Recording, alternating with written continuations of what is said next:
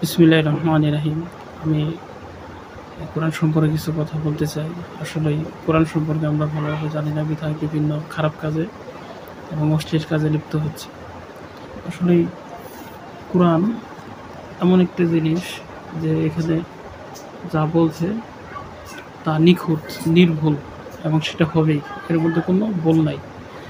তো এখন আমি কথা বলবো যে মানুষের যে নিন্দা করে এবং সম্পত্তি, এই সম্পত্তির জন্যে ভাই ভাইকে মেরে ফেলছে, বোন বোনকে মেরে ফেলছে, বাবা মাকে মেরে ফেলছে, বিভিন্ন অশান্তি, বিভিন্ন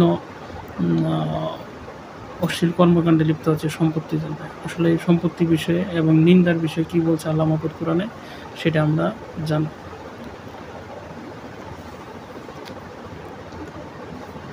বিসমিল্লাহির রহমানির রহিম। সূরা হুমাযাহ আয়াত 9 রুকু 1। আমি প্রথম আয়াত থেকে বলবো, শুধু বাংলাটা। ধ্বংস এমন প্রত্যেক ব্যক্তির যে সম্মুখে ও পশ্চাতে পরনিন্দা করে। আমি আবারও বলছি, ধ্বংস এমন প্রত্যেক ব্যক্তির যে সম্মুখে ও পশ্চাতে পরনিন্দা করে, যে অধিক লোভে অর্থ জমায় এবং বারবার গণনা করে। সে মনে করে যে সম্পদ তার নিকট চিরকাল থাকবে। কখনোই নয়, সে অবশ্যই হুতামায় নিক্ষিপ্ত হবে। আর আপনি কি জানেন হুতামা কি?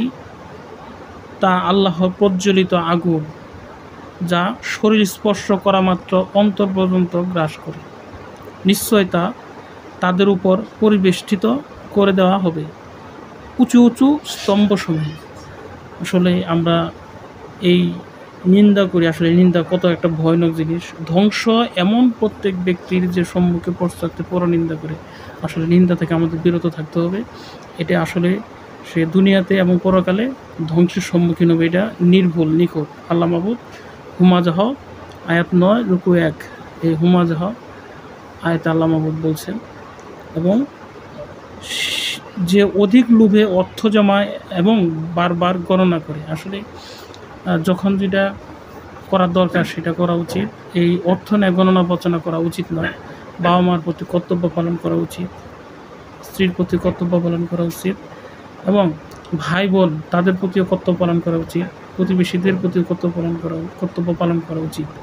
সবার সাথে সদাচরণ করা উচিত, ভালোভাবে কথা বলা উচিত, সালাম প্রদর্শন করে কথা বলা উচিত, এবং ধৈর্যশীল হওয়া খুবই জরুরি। তো দেখেন, সম্পত্তির লোভে কখনো অকারেন্সে লিপ্ত হয় না। আসলে এখানে যা বলছে তাই হবে। আপনি হুতাম